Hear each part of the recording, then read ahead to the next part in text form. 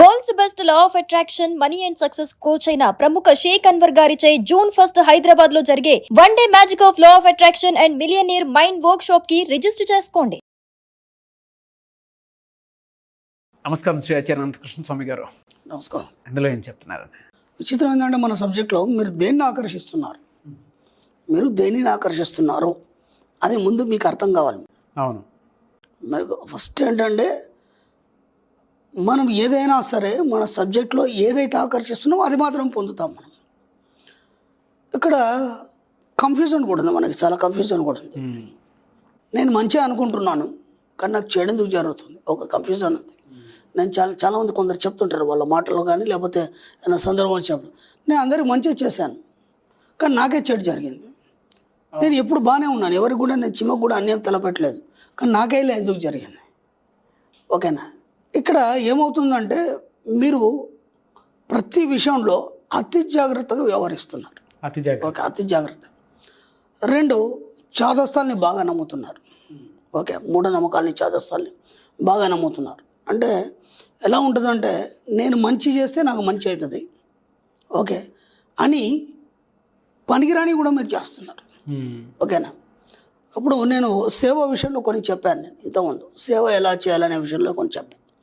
మనం ఏం చేస్తామంటే సపోజ్ ఏదైనా ఒక ఇన్సిడెంట్ జరిగినప్పుడు మనం దాంట్లో పాల్గొని మొత్తం దాంట్లో లోతులకు వెళ్ళిపోయి అక్కడంతా ఆ కార్యక్రమం అంతా తయారు చేసుకొని వస్తాం. మనం వచ్చేం చేస్తామంటే అదంతా మళ్ళీ ఇంటి దగ్గర చెప్తాం. మనం ఇలా అయింది అలా అయింది ఇలా అయింది. అక్కడ ఏమవుతుందంటే నీ సబ్కాన్షియస్ మైండ్ మొత్తం పట్టుకుంటుంది. ఏదైతే అక్కడ జరిగిన డిస్టర్బెన్స్ ఉందో మీరేమనుకుంటారు, నేను సేవ చేయడానికి వెళ్ళాను. ఓకేనా? ఏమనుకుంటున్నారు మీరు, నేను సేవ చేయడానికి వెళ్ళాను, నేను మంచిగా చేస్తున్నాను. కానీ అక్కడ ఉన్న నెగిటివ్ అంతా మిమ్మల్ని పట్టుకుంటాను, మీ మైండ్కి పట్టుకుంటాను, మీ సబ్కాన్షియస్ మైండ్ పట్టుకుంటాను, మీకు తెలియదు అది. అప్పుడు ఏమవుతుందంటే మీ జీవితంలో మళ్ళీ అలాంటి నెగిటివ్ జరగడం అవుతుంది. ఓకే. ఇప్పుడు ఏమనుకుంటున్నారు మీరు, మీ యొక్క దేన్ని అయితే ఆకర్షిస్తున్నారో మీకు ముందు తెలియాలి. మీరు ఏమనుకుంటారు, నేను మంచి చేస్తున్నా అనుకొని ఆ నెగిటివ్ని మీకు మీరే ఆపాదించుకుంటున్నారు. అవును, అర్థమవుతుందా? ఇక్కడ చాలా జాగ్రత్తగా ఉండాలి. ఓకే, ఈ విషయంలో చాలా జాగ్రత్త ఉండాలి. ఇలా చాలా విషయాల్లో అప్పుడు నేను చాలా బాధలో ఉన్నారండి, నేను చాలా హెల్ప్ చేశాను. ఓకేనా? నేను తప్పేం చేయలేదు కదా, వాళ్ళు బాధలో ఉన్నారు, నేను హెల్ప్ చేశాను. ఇప్పుడు వాళ్ళు నాకు డబ్బులు ముంచేసి వెళ్ళిపోయారు, నేనేం చేయాలి, నేను తప్పు చేయలేదు కదా. ఓకే, నీ కెపాసిటీ ఎంత ముందు నువ్వు ఆలోచించుకోవాలి. ఆ హెల్ప్ చేసేవాళ్ళు నీ కెపాసిటీ ఎంత, వాళ్ళు ఎంతవరకు కరెక్ట్ అనేది నువ్వు గుర్తించాలి. వాళ్ళు ఎంతవరకు కరెక్ట్ అనేది నువ్వు గుర్తించాలి. వాళ్ళు ఎంతకాలంగా నీకు తెలుసు. సపోజ్ నువ్వు ఇచ్చిన తర్వాత మళ్ళీ వీళ్ళు ఇచ్చే కెపాసిటీలో ఉన్నారా లేదా, అది ఇవన్నీ ఏమీ లేదు. వచ్చేసారు, గట్టిగా ఏడ్చేశారు, నువ్వు తప్ప ఇంకా వెళ్ళాడు అన్నాడు, నువ్వు ఏదో గొప్పవాళ్ళలాగా ఫీల్ అయిపోయి ఏదో చేసి నీ దగ్గర లేకపోయినా ఇంకా అక్కడిక్కడ సర్దుకొని తీసుకొచ్చి వాళ్ళకి ఇచ్చేస్తాను. ఇప్పుడు ఏమైపోయింది, వాళ్ళకి ఏదైతే పరిస్థితి వచ్చిందో నీకు అదే పరిస్థితి వచ్చింది. ఇప్పుడు ఎందుకంటే నీ దగ్గర లేదు, అడిగేవాడు ఊరుకోడు, ఇప్పించావు నువ్వు, ఇప్పుడు ఎంత ప్రాబ్లం ఎదుర్కొన్నావు. అవును, చాలా దగ్గర కన్ఫ్యూజ్ అవుతున్నారు జనాలు. ఏంటంటే ఇక్కడ నేను మంచిగా చేశాను కదా, నాకెందుకు ఇలా అవుతుంది, నేను మంచిగా చేశాను నాకెందుకు ఇలా అవుతుంది అంటే మీరు దేన్ని ఆకర్షిస్తున్నారు. ఇప్పుడు అతని బాధను మీరు తీసుకొని అతని బాధను మీరు క్లియర్ చేస్తున్నాను అనుకునే విషయంలో మీకు తెలియకుండా వాళ్ళ యొక్క బాధని మీ సబ్కాన్షియస్ మైండ్ తీసుకోండి. అవును, ఇప్పుడు అర్థమైందా? ఎందుకంటే మీరు దాన్ని ఫీల్ అయ్యారు. ఇప్పుడు మీరు దాన్ని ఫీల్ కానప్పుడు నాతో కాదు, సింపుల్గా నేను చేయలేను, అయిపోయింది. ఇక వాళ్ళ యొక్క బాధ మీ ఫీలింగ్ అనేది ఏం అక్కడ సంబంధం లేదు. వాళ్ళ పని వాళ్ళు చేసుకుంటారు, లేకపోతే ఇంకేదైనా దారి చూసుకుంటారు. కానీ ముందు వాళ్ళ స్టోరీ వినడానికి మీరు ప్రశాంతంగా కూర్చుంటారు కదా 15 నిమిషాలు, అది తప్పు. అది ఏం చేస్తుందంటే అది మొత్తం మీ సబ్కాన్షియస్ మైండ్ తీసుకుంటారు. వాళ్ళ స్టోరీ ఎక్కడెక్కడ ఏమైంది, ఎందుకు ఏమైంది, వాళ్ళు చెప్పిందంతా వింటారు. ఇప్పుడు ఏమైపోతుంది, మీ సబ్కాన్షియస్ మైండ్ కూడా జాలిపడడం అనేది మొదలవుతుంది. మీకు తెలియకుండానే జాలిపడి వాళ్ళకి హెల్ప్ చేయడం జరుగుతుంది. అక్కడ మీరు ఫెయిల్ అయిపోతారు. ఇక్కడ మీరు మంచిగా చేశారు, ఇప్పుడు బయటికి చెప్పుకోవడానికి వినడానికి కూడా ఆయన ఏం తప్పు చేశాడు, మంచిగా చేశాడు కదా. ఇలా ప్రతి దగ్గర కూడా మీ సబ్కాన్షియస్కి మీరు నెగిటివ్ని పట్టిస్తున్నారు. అవును, ఓకేనా?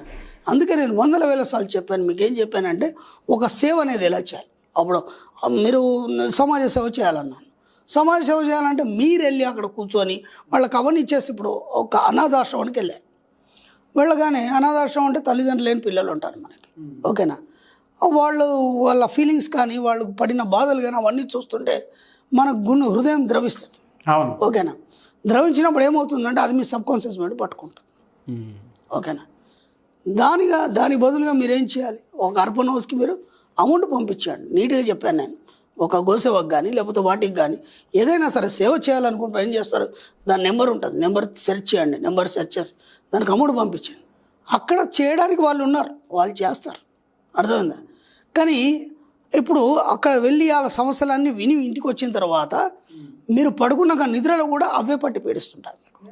అయ్యో ఆ పిల్లాడు ఇలా అయిందంట, అసలు తల్లి ఇట్లా అనుకోకుండా ఇది కరోనా వచ్చి చనిపోయిందంట, చూడ్డానికి ఎవరు లేరంట, మళ్ళీ ఇంట్లో కూడా చర్చించుకోవడాలు, ఆ పిల్లలు కూడా వినడాలు, ఇదంతా ఏమైపోతుందంటే మీకు తెలియకుండానే అదంతా అంటించుకున్న వాళ్ళు అవుతారు. ఇది కొద్దిగా కటువుగానే ఉంటుంది మాట్లాడుకోవడానికి.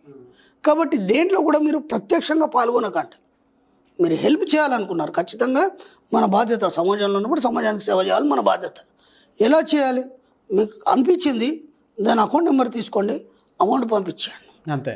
ఇలా మీరు ఏం చేస్తున్నారంటే దేన్ని ఆకర్షిస్తున్నారు మీకు తెలియకుండా, అనవసరంగా అన్నిటిని ఆకర్షించి మీ యొక్క జీవితాన్ని సమస్యల వలయం చేసుకుంటున్నారు. అదొకటే కాదు, ప్రతి దగ్గర ఏ విషయంలో అయినా సరే. అందుకే ఎవరి విషయంలో జోక్యం కలిగించుకోకండి. ఎందుకంటే మన డబ్బు విషయంలో, సంపద విషయంలో, ఐశ్వర్య విషయంలో ఎప్పుడైనా సరే ఎలాంటి విషయాలు మనం పట్టించుకోవద్దు. ఓకేనా?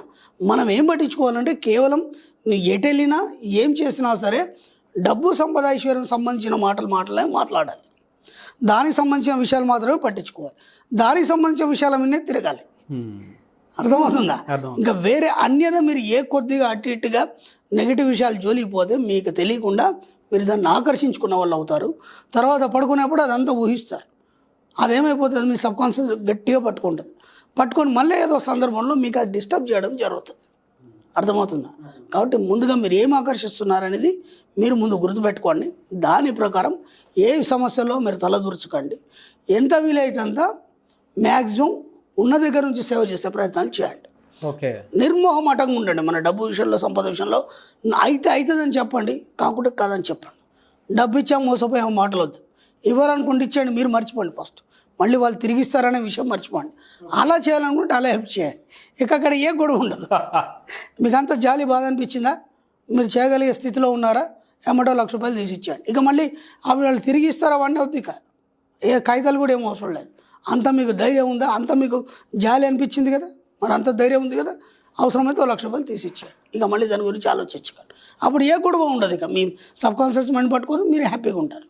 అప్పుడు మీరు ఇంకో రకం కూడా బెనిఫిట్ ఏంటంటే, మీరు ఇవ్వడం వల్ల మీరు ధనవంతుడని విశ్వానికి తెలియజేసిన వాళ్ళు అవుతారు. అప్పుడు ఏమవుతుందంటే అంతకన్నా రెట్టింపు మీకు ఇవ్వడం జరుగుతుంది. కానీ ఇలాంటి విషయంలో ఇరుక్కొని అనవసరంగా వాటిని ఆకర్షించి మీ జీవితాన్ని డిస్టర్బ్ చేసుకోకండి. చాలా మంచి విషయాలు చెప్పారు. Thank you so much Shri Acharya Ananthakrishnaswamy గారు. థ్యాంక్ యూ అండి. సుమన్ టీవీలో మీ పర్సనల్ అండ్ బిజినెస్ ప్రమోషన్స్ కోసం కింది నెంబర్కి కాంటాక్ట్ చేయండి.